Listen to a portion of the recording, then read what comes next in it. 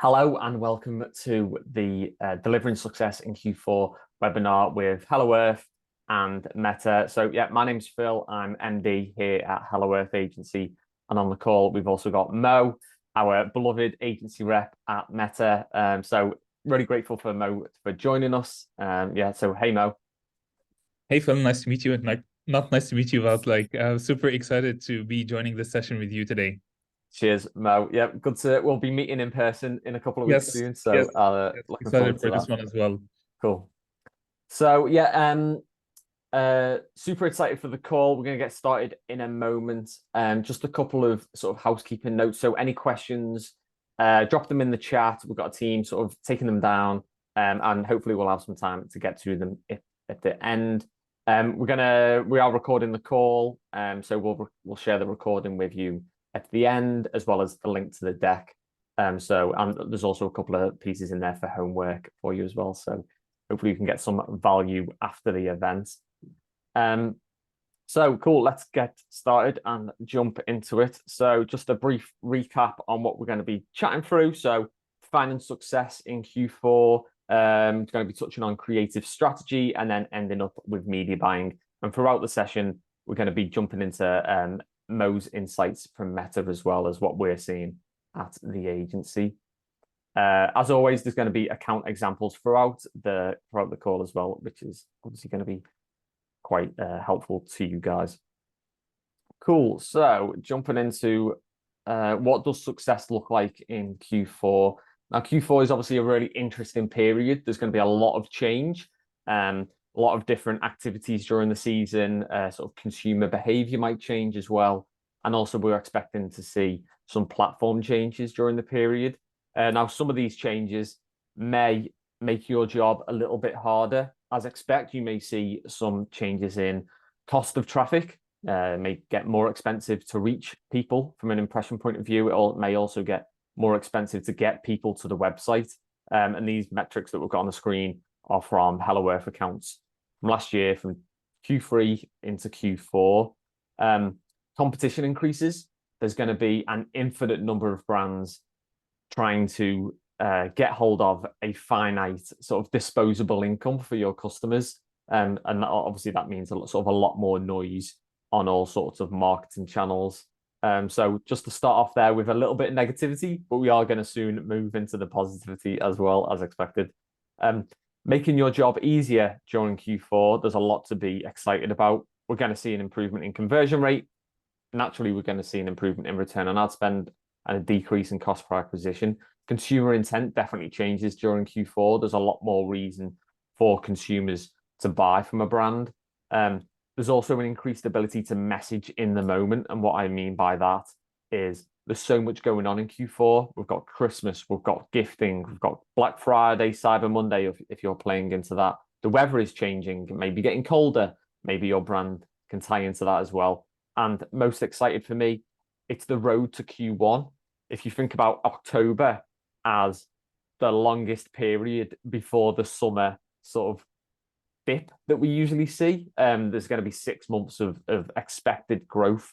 So if you're a brand that really takes advantage of Q1, then Q4 can be a really exciting place to get a head start on Q1. We are now going to jump into Mo and how Q4 impacts Meta. Yes, amazing. So if we look at today's landscape, we find that it's no surprise that people are looking forward to the holidays to take advantage of seasonal deals. So if we're looking at the UK, for example, 78% of UK holiday shoppers care about discount offers when making purchase decisions, and only 24% of these shoppers wait till December to plan their holiday purchases. So if you can go also to the next slide, we find some interesting stats that actually shoppers are open to trying new brands and products if they discover them in engaging and meaningful way. And we also see here the stats that 92% are open to switching brands or trying new ones to get the best value. And 69% of UK holiday shoppers adjusted how they shop this holiday to find a better value. So the takeaway from these insights and tying into what Phil mentioned, if we go to the next slide. So as an advertiser, you need to capture audience before peak to make your job easier and to focus on the positivity. And from a meta perspective, there are 4 phases to maximize seasonal holiday campaigns, and we break them to 4 phases. So from 4 to 8 weeks before the moment, you can reach shoppers early to build momentum for your shopping moment. 1 to 4 weeks before the big moment, you can take advantage of peak purchase activity during the moment till the shipping cutoff date. 1 week before the moment, sometimes we see that after shipping deadlines, CPMs might decrease due to increased inventory as shipping-dependent advertisers decrease spend. So you can maximize on cheap inventory and drive last-minute holiday gifting. And after the moment, this is what we call like the forgotten period, or actually in Meta, we call it internally Q5. So after the big moment, CPMs are way cheaper than average Q4 and offer advertisers the opportunity to continue driving sales. And as I mentioned, this is what we call Q5. So if we go to the next slide, so talking about reaching audience as early as possible.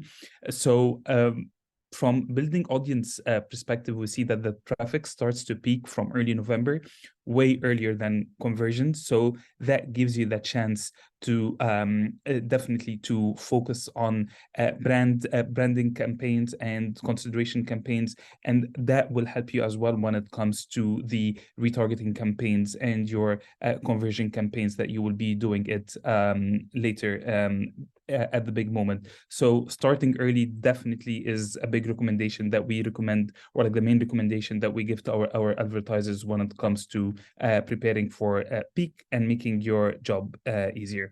I think, Phil, back to you. Cheers, Mo. So we've spoke about a number of things to do with what success looks like for you, for your brand in Q4. And I think the key takeaway from this part of the presentation is really it's very important to make Q4 really unique to your brand and your current situation. As expected, there's going to be a couple of options, and these probably apply to most brands. Christmas, if you're some sort of gifting brand, Black Friday, Cyber Monday, if that aligns with your brand's sort of message on consumerism, bowing out of Q4 and sort of exiting that race. I definitely think there are some brands out there who that might be the best tactic. If you're sort of nervous about your competition increasing discounts or owning the market too much at this period, or sort of challenging your brand too much, then bowing out and sort of looking to attack the audience in Q1 might be the best option for you, especially if you've not had sort of the best year financially year to date. And then also, like I said at the start of the call, prepping for Q1, I actually think is super relevant for almost every brand, because even though we're speaking about Q4 right now, the end of December will come around very quickly. We'll soon be in January. So actually, the more groundwork you can do on Q1 right now, the better setup you're going to have for next year. If you have a really strong Q1 next year, that's going to definitely benefit in Q4 2024. And I can't believe we're already talking about the next Q4, but I think it's worth sort of playing the long game. So your current account, you might be thinking, how does that compare to other brands at the moment? So what we've done is we've pulled out 3. These are all account data from the last 30 days from Hello Earth accounts, and we've pulled out 3 groups of niches. So we've got fashion and accessories, food and drink, supplements and wellness, UK. So that's all the accounts we manage in the UK, and then US, all the accounts that we manage in the US. So you can take these metrics, compare them against your own brand, and understand the case of where does my brand currently sit against this, against these averages. Now, one thing I would recommend, you don't look at a sort of a high CPM and think that's bad, or you look at a low click-through rate and think that your account is bad because of a low click-through rate. I would much rather have a high CPM and a high conversion rate, or a low click-through rate and a high conversion rate. So take some of these metrics as a pinch of salt. but just as to get an idea of where is your CPA or ROAS, I think those metrics are really sort of really relevant for you. So considering what we spoke about so far, some of the pieces that are going to make your job harder in Q4, some of the pieces that are going to make it easier, and also how does your account compare to some other accounts that are in the space right now? How are you going to define and what should you expect success to look like in Q4? And that ultimately comes down to forecasting. Now, at Hello Earth, we like to take this model. Ultimately, a forecast is made up of a number of different things. To start off with, your forecast is made up of your targets. You may have an expectation of what you can achieve, or you may have targets that are set by someone else. This could be year-on-year growth. It could be a certain level of contribution margin. Your targets could be confined based on the amount of stock you've got or the available ad spend that you've got. And these are sort of the restrictions that you can sit within. So you've got targets, you've got data. What data of what have we got in the ad account or in the business right now that we can use as a source of fact? That might be data from last Q4. What happened in Q4 last year? When did we see the spikes? When did we see the best performance? How would we use that to inform this year? If your account has changed dramatically year on year, then it might not be that relevant to use Q4's data from last year. And what you should do in that scenario is use your Q3 or Q2 performance from this year to define, what can we expect from this year because the account has changed so much. And then activity, and this is more of a marketing-led approach. What is happening over the next 12 weeks that is going to impact performance? You're going to be launching new stock. You're going to be getting a restock. You might be doing a promo at a certain date. Your shipping cutoff might happen at a certain point.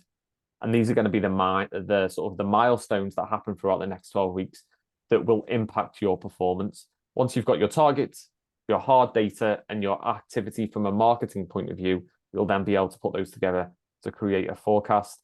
And as a little piece of homework, what we've created here is a template, the weekly forecast that you can go away, input your numbers, input your targets, your blended ROAS, your marketing activity, and use it to develop quite an accurate weekly forecast that you can then track against. And if you've got any questions after the call, feel free to drop me an email and we can chat about how you can make this, how you can use it, and how you can make it more accurate. So we've spoken about what success looks like in Q4. We're going to jump onto creative strategy now. And obviously creative, a huge part of ad accounts nowadays. So hopefully you can take some value away from this. Now, it's not just post-it notes. If the account isn't working, it's not just a case of sticking a post-it note in there and watching it improve, but it can be. And this is something that hopefully that we can touch on again later in the call. We're now going to jump back to Mo from Meta to hear about how creative impacts performance. Yes, sure. So when it comes to creative, I think the myth, or unfortunately some advertisers think that it's something it's nice to have, or is just to make things look pretty or nice. However, in a recent meta study that went through almost 15,000 A/B tests and 230 brand lift studies, we found that actually creative is the most powerful level. And it can actually help in driving these numbers that you can see in front of you. So it can help in driving lower ad recall by 13%, lower cost per website by 21%, and 27% lost cost per app install. So this is showcase the how powerful creative is, and it's something that you need to take into consideration, and like it needs to be a priority, and like it's not like something nice to have or a secondary thing actually. And even if we go to the next slide, we can see that 56% of all auction outcomes can be attributed to creative. So this is how powerful creative can influence or make or break your campaigns. So as you can see here, yes, it have like hugely like positive impact on the campaigns. However, in the other flip of the coin is that if you don't take your creative into consideration and pay attention about like how the creative piece when it comes to creating your ads, definitely that can have a negative impact on the performance. So sometimes when advertisers come to us and tell us, all right, okay, Meta is not working, or like the performance is not as good as we expected, the first thing that we look at, or like the main question that we ask is, how does your creative look like? Let's look at your creative and see if there's like anything that we can tweak or change to make your creative look better, and that would definitely have a better better impact on performance. And I believe in the next slides, Phil will be taking us to some good examples for creative and like how your creative should look like. Here's Mo. So the interesting thing about going into Q4 and from a creative point of view is the 3 quarters before that, you will have been spending against evergreen ads, and hopefully you will have found some winners during that period, and you'll have been investing in these assets, these sort of business assets. On the flip, you will be able to launch seasonal creative during Q4. So from a creative strategy during Q4, it really is a compromise between evergreen creative and seasonal creative. On the one hand, you've got evergreen creative, you've been spending against them all year round, you've validated them, they feature your best-selling products, they've got all this social proof on them. However, they don't speak to the moment during Q4. However, on the other side, you've got seasonal creative. They are very of the moment. They speak to the moment that the customer is living in. However, they haven't been tested yet. They're new in the account, comparatively small against evergreen ads. The account might not want to spend against them, for example. And there's almost no or a small lifespan for these ads. After that period is over, you are going to be turning them off. So it really is a combination of evergreen, making sure that you use the best evergreen creative, but also take advantage of seasonal ads during the period. Now, a couple of tips when it comes to sort of dealing with both of these types of creative. Ultimately, you do want both of these ads in your ad account. No matter which get spend or which drive performance, you may be tempted to pause your evergreen ads because they don't speak to the moment or they don't highlight the offer that you're now pushing. Expect evergreen ads to improve during Q4 and do most of the heavy lifting. I think we've seen this for time and time again for the last couple of years. And actually what you should be doing is looking to scale into them as you go into Q4 rather than move spend from evergreen into seasonal Q4 creatives. When it comes to seasonal creatives, make sure you are launching them at top of funnel and at retargeting, and expect the seasonal ads to play a more supporting role in your funnel. And for that case, make sure you message the moment on the website. I think some brands may fall into the practice of, well, we've got the message, we've got the offer in the creative, therefore customers will know about it. If we presume that some customers will come from your evergreen ads, which don't have the offer or the discount or the Christmas message on there, when they land on the website, it's going to really benefit the performance if that message is really strong and highlighted on the website. And that also benefits all traffic that's coming to your website, organic, direct, from your email, from referrals. So make sure you message the moment on the website. And when it comes to creative, obviously we've got a big wealth of creative formats that you can build, and you might feel a little bit sort of overwhelmed with what type of format you should launch. Static image, video creative, catalogs, ugly content, sort of like raw UGC images. And this is an example that we've put together this year, which tries to paint the picture that if you don't use multiple creative formats, you will be missing some audiences. So there's a couple of examples at the bottom on the screen, sort of different personas. We've got Scott, Jane, Sarah, and Emily, and we try and paint the picture that each one engages with one type of creative format. And this is a little bit of a game that you can take in your Facebook and Instagram. If you start engaging with one type of ad, catalog ads, for example, you will start to be served more catalog ads. Same for sort of ads on Instagram stories, video ads. You will get more of those formats. And we actually audited a brand. Their ad account was only running images. Therefore, it's likely that they are only serving ads to audiences that engage with images. And therefore, they're missing the opportunity to serve these other three groups of people. The flip, which sort of even sort of hits this home, is their competitors, if they are running all types of formats, and they'll be reaching all the audiences. So actually, you're making it very easy for your brand, for your competitors, to speak to audiences that you're not, which is obviously a big risk. And here's what that looks like from an example for one brand. This is Freya Bone Broth, a client that we've had, that we've been fortunate enough to work with all year. And obviously, you can see we've got these sort of designed branded ads. We've got video content. We've got this sort of ugly raw content on the right hand side. And what's this brand is a real strong case study that all of these ads can work together. And if you imagine the user journey, if they're going from sort of left to right, they're going to see a wealth of creative formats, and they're going to get a really strong understanding of what the brand is, the people behind the brand, the quality of the brand, the sort of accessibility of the brand, and this is going to make buying the product, a very considered decision, which is obviously what we want. So Mo, how do we sort of tap into holiday ads?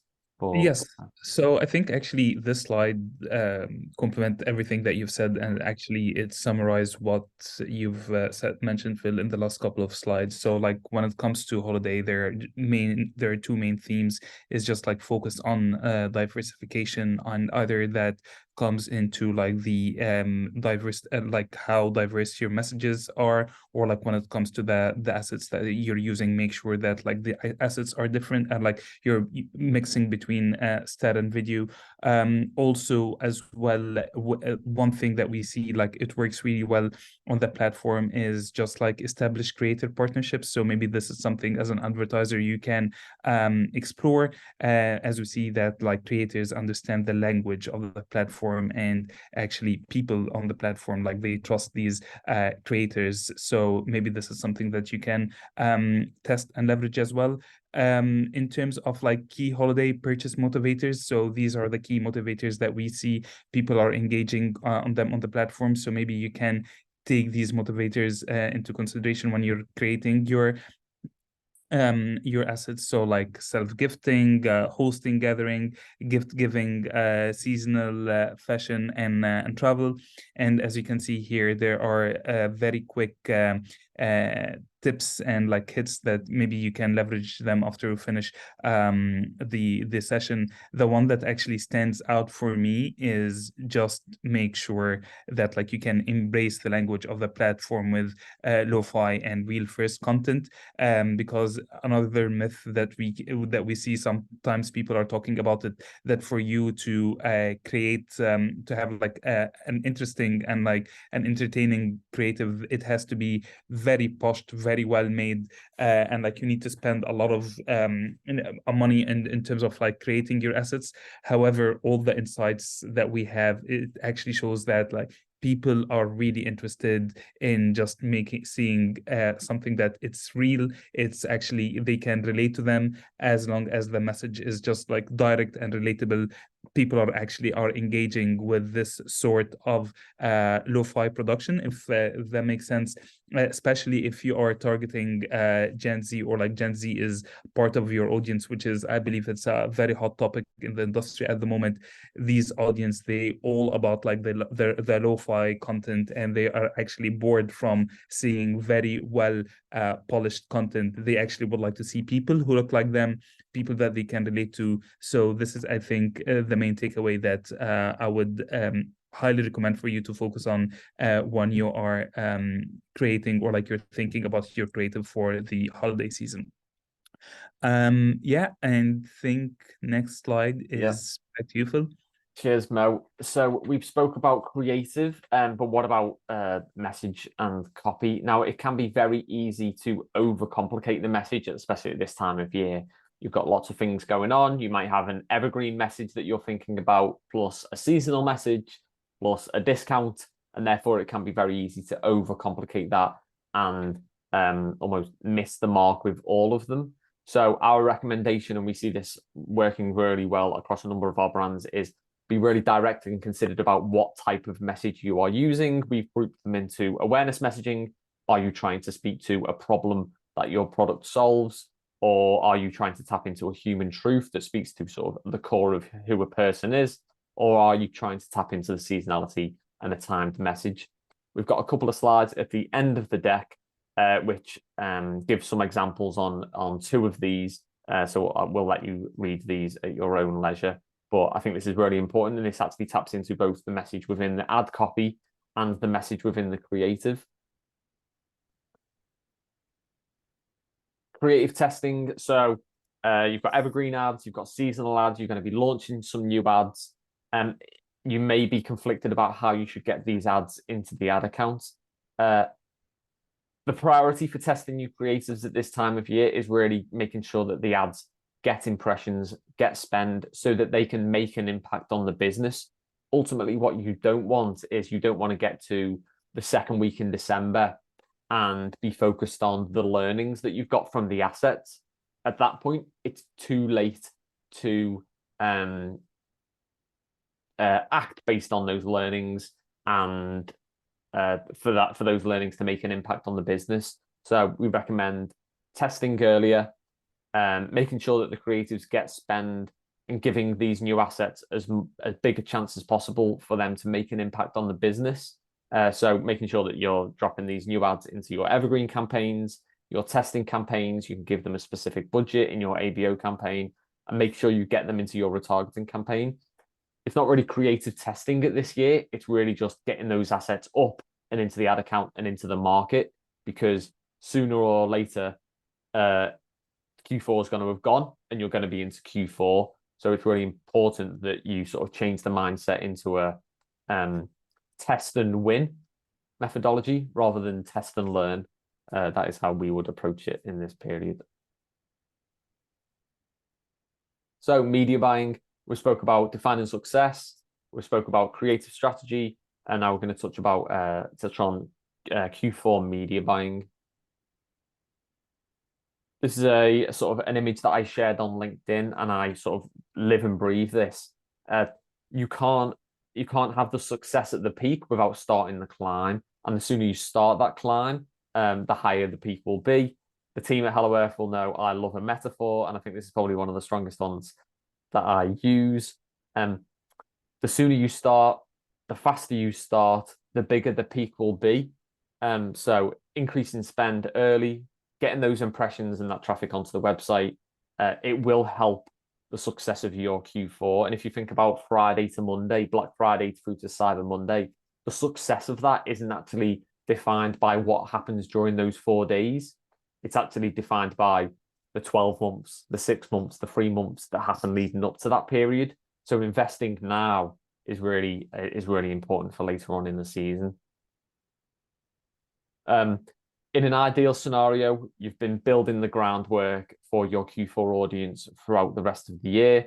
If you haven't, here's a couple of ideas about how you can sort of take that audience off the website and put it into your email list. Email capture on the website, really straightforward, but make sure your pop-up is working. As a minimum, make sure you've got a sign-up form in the footer. You can obviously use meta lead ads. The sign-up is very easy on these ads, which can make the intent a little bit lower. Therefore, I would always recommend that you have a combination of sources for your emails.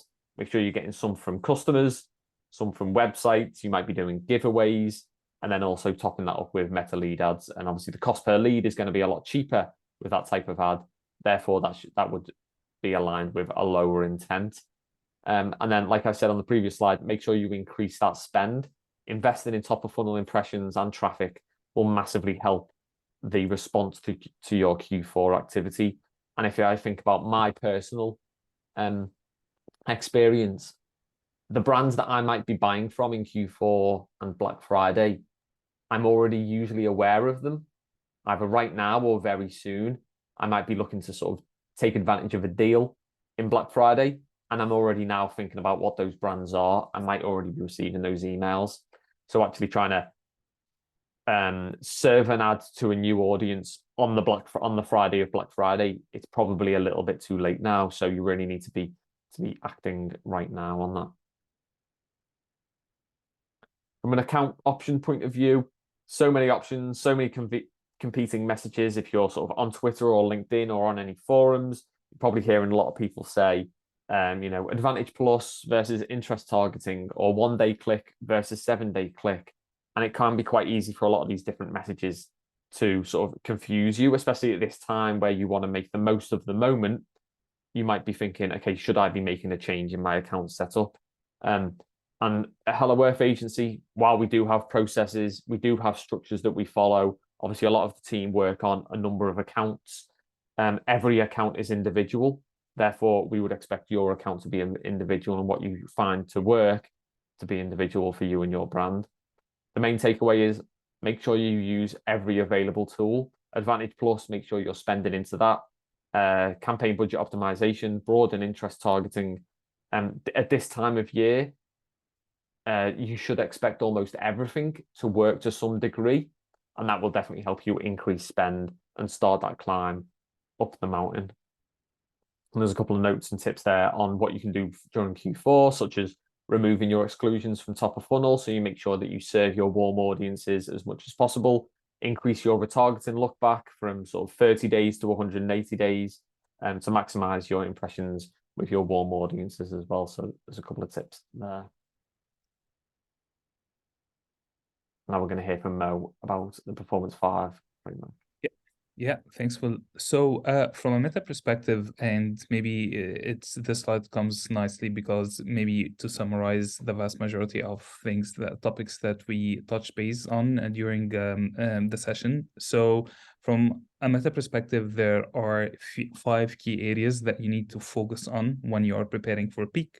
So just like to make sure that you're getting the best out of the platform during this period. So if we go to the next slide, you can see these are the summary of the 5 key areas that you need to focus on: account simplifications, creators for DR, creative diversification, conversion, API, quality check, and business results validation.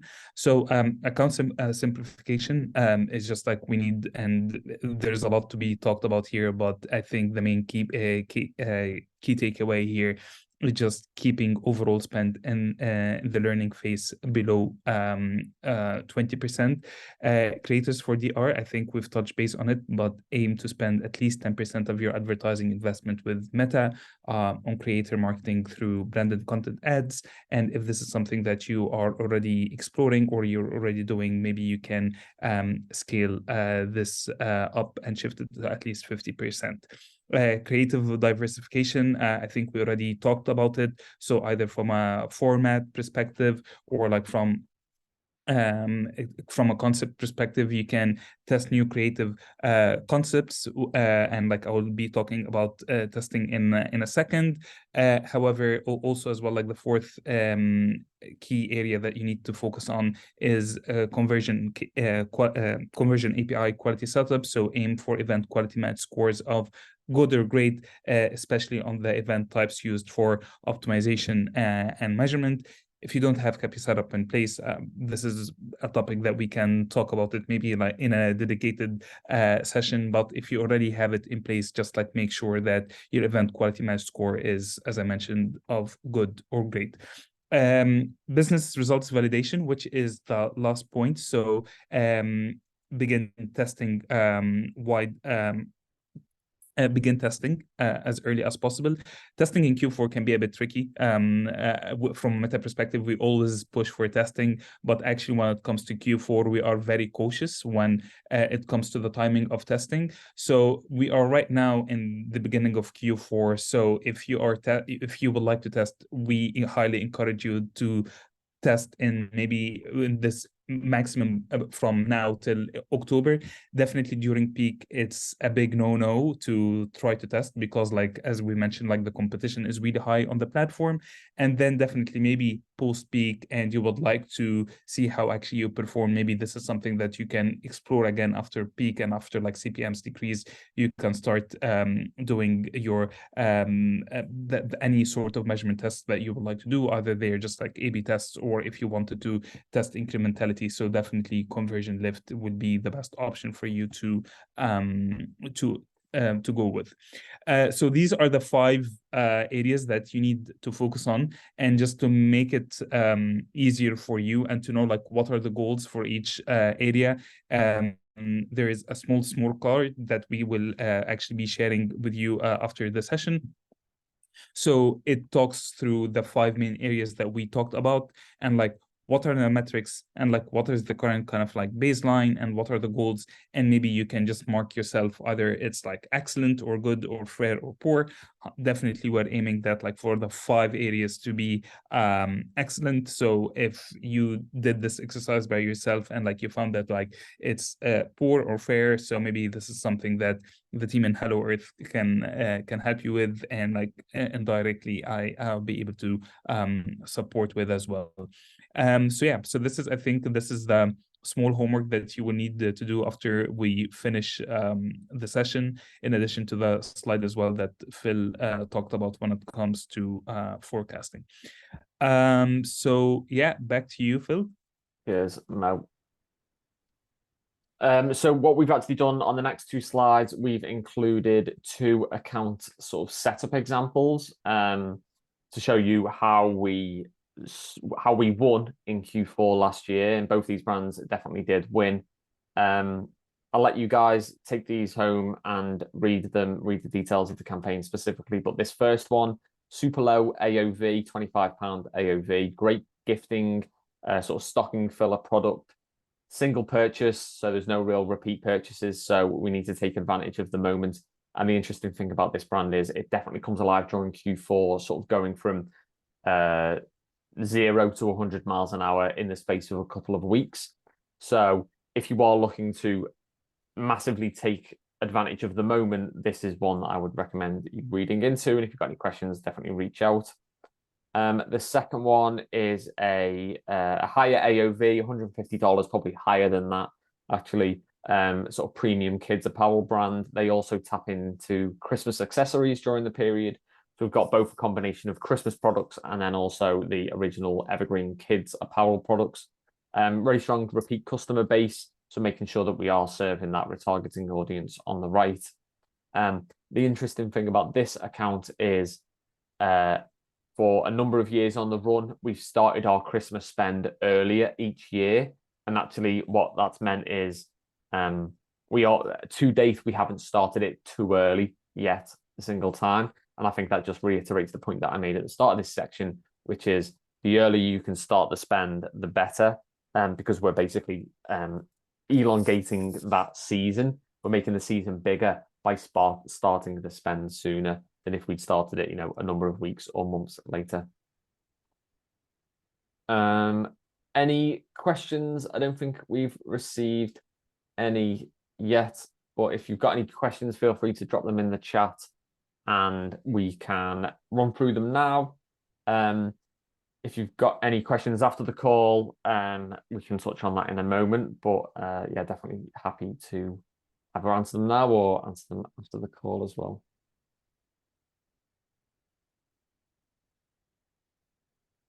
No, I think we're all good. So like I said, if you do come up with any questions after the call, after you've got the link and the recording, feel free to drop me an email.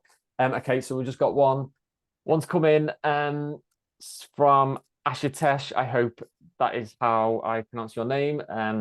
What should be the budget split between funnels? So I presume you mean sort of top of funnel and retargeting. Year round, that's a really good question. So thanks for asking that. Year round, I would recommend 80 to 90% goes on top of funnel. In some accounts that we run, we actually don't have a dedicated retargeting campaign. And that's become even more important because of campaign types like Advantage Plus, where Advantage Plus will do a combination of top of funnel and retargeting. Also, if you're running sort of broad with only minor exclusions, that will do retargeting on its own. So If you aren't running retargeting campaigns, that's fine. If you are, I would recommend year round, maximum 20%. During Q4, you could definitely increase spend at retargeting. However, I would pair that with increasing spend at top of funnel. So if you're increasing spend against your retargeting, I wouldn't want to increase that as a percentage of the overall account. I'd want to increase top of funnel and retargeting at the same time. Frequency is a really good metric to monitor for retargeting, and actually frequency's had a sort of a bad rep for a number of years. And what we've seen this year is actually at the right moment, increasing frequency can be really important to keep your brand top of mind, especially like a period like this, like gifting. If you're a gifting product, like this one, we want frequency to be as high as possible, as long as performance is where it needs to be, to make sure that when that customer decides to buy the product, we're there in the feed. So thanks for that question. And then just one more. So Andre, so how do you think about testing new creatives in CBO? If it gets no spend equals the creative is bad because the algo doesn't like it. So really good question. At Hello Earth Agency, we definitely do follow the spend. So spend is a really strong leading indicator. If an ad doesn't get spend most of the time, that doesn't necessarily mean that it's a bad ad. It's just that the platform didn't see the opportunity that it saw with the other ads. However, there are cases like Q4 where you know that this certain ad, you're launching a new ad that speaks about Black Friday, you're only live for 4 days, and you need this ad to get impressions and drive clicks and drive traffic to the website. You don't really have the time for the algo to move spend between the top of funnel evergreen ad and this Black Friday ad that's only going to be live for 4 days. So in that instance, I would recommend you launch it both into the CBO and put it into an ad set budget, give it its own spend so that you can take advantage of the moment. That's not really creative testing. That's just sort of ensuring that the ad that needs to be ran right now gets in front of the people that you need to serve. Year round, creative testing in CBO, allowing it to get spend or not, it really comes down to risk. If you're very risk averse and you don't have much room for error, then allowing the platform to decide what to spend against or not spend against is a really good idea. If performance is really strong, you've got room for performance to drop, you've got the ability to increase spend, then I would definitely be spending creatives. I would definitely be testing creatives in ad set budget or in new campaigns, so that you can sort of force the spend, especially if you're investing in the assets. Say if you're paying for a partnership with an influencer or a celebrity, you sort of want to take advantage of that moment. So I would do that in that case. So hopefully those two answers helped both of you guys. If you've got any other questions, feel free to drop us an email. As I said, we've got contact details there. And then, yeah, definitely look out for more webinars from Hello Earth Agency. We are definitely going to be putting on more of these across different topics. And hopefully you've found some value in this. And then there's a couple of slides at the end, sort of further reading, which adds some details to some of the slides that we spoke about. And yeah, you'll receive an email over the next 24 hours with a recording to the, with a link to the recording, a link to the deck. And then, yeah, hopefully we'll speak to all of you soon and look out for the next webinar. Thanks all. Have a good evening and good luck in Q4. Thanks all.